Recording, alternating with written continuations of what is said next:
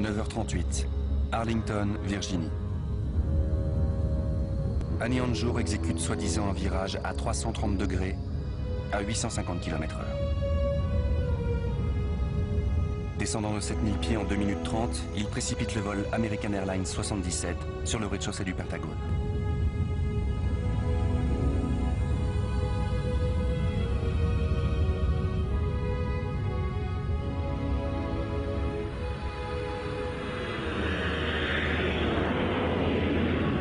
Il fait son approche finale au-dessus de l'Interstate 395.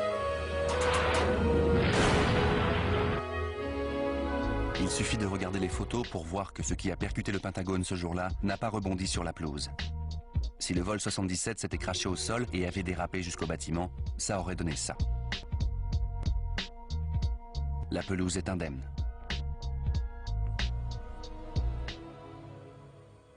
Pourquoi n'y a-t-il absolument aucune trace du vol 77?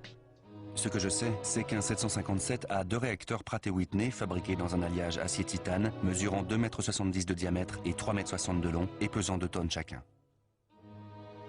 Un Boeing 737 à destination d'Athènes s'écrase contre une colline à pleine vitesse. 121 passagers, aucun survivant. Flammes, débris de queue, débris d'ailes, moteur, cockpit, corps. Un Boeing 757 fait 47 mètres de long, 13 mètres de haut. Il a une envergure de 38 mètres et pèse près de 100 tonnes. Et nous devrions croire qu'il a disparu dans ce trou sans laisser le moindre débris à l'extérieur? Comment peut-il n'y avoir aucune trace là où les ailes, le stabilisateur vertical et les moteurs ont embouti le bâtiment?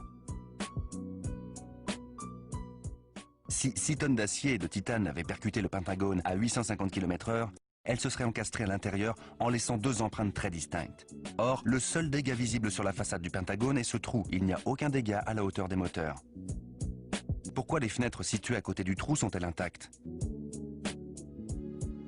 À l'intérieur du Pentagone, on a découvert un autre trou d'environ 5 mètres de diamètre de l'autre côté de l'anneau C à 3 anneaux de l'impact. Pour faire ce trou, le Boeing 757 aurait dû traverser près de 3 mètres de béton armé. Alors qu'est-ce qui aurait pu faire un trou de 5 mètres de diamètre dans l'anneau extérieur du Pentagone? Traverser 3 mètres de béton armé et percer un autre trou de 5 mètres. Un missile de croisière.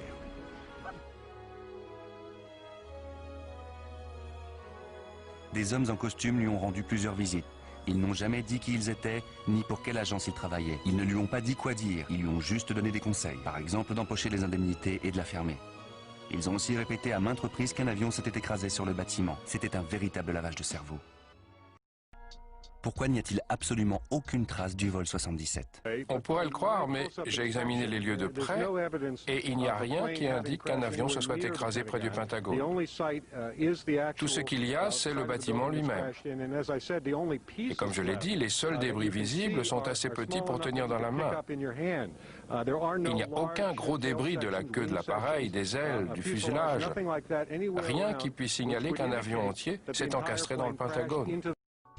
Les caméras de surveillance d'une station-service, de l'hôtel Sheraton et de la direction des transports de Virginie ont filmé toute la scène. Mais dans les minutes qui ont suivi, le FBI a confisqué les cassettes en enjoignant les employés de ne pas parler de ce qu'ils avaient vu. 9h59, New York. La tour sud du World Trade Center s'effondre en une dizaine de secondes. 29 minutes plus tard, la tour nord suit le même chemin et disparaît en 10 secondes. À 17h20, le WTC-7, situé à une centaine de mètres des Twin Towers, tombe à son tour. Il abritait entre autres la CIA, le ministère de la Défense, l'IRS, le service secret, la SEC, équivalent de la COB française, y stockait entre 3 et 4 000 dossiers d'enquête concernant Wall Street.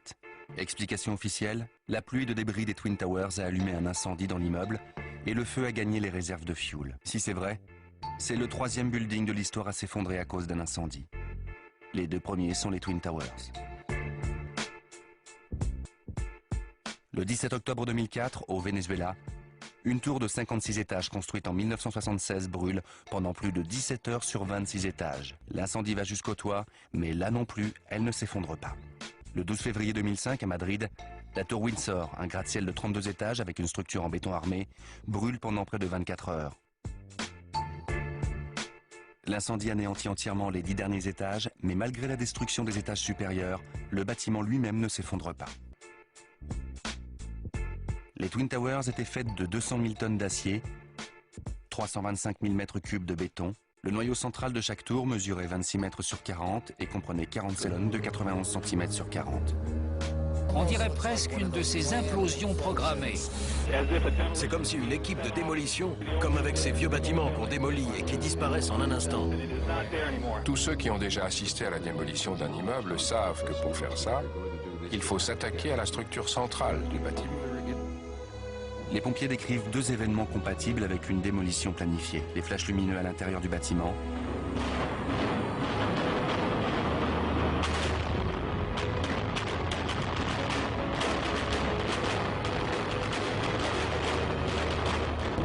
et plusieurs crépitements avant l'effondrement de la tour.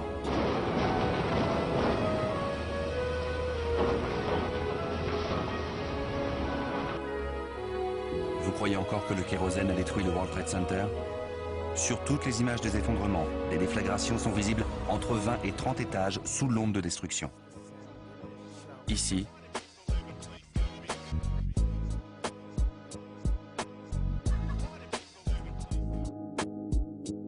ici,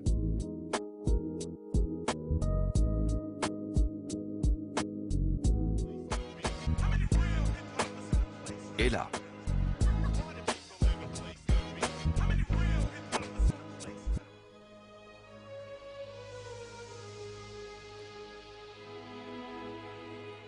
On a entendu une autre explosion. À 18 minutes d'écart? Non, il y a eu une première explosion, puis une deuxième dans le même bâtiment. Il y a eu deux explosions.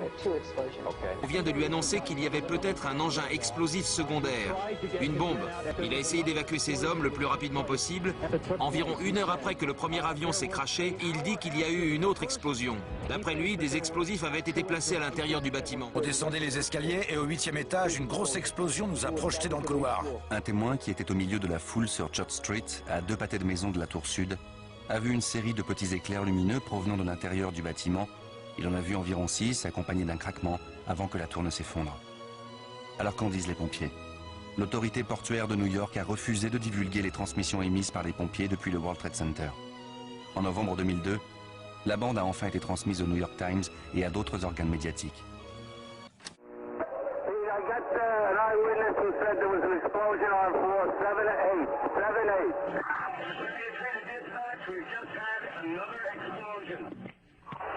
Warren Street because of the secondary explosion. We've got numerous people covered with dust from the secondary explosion.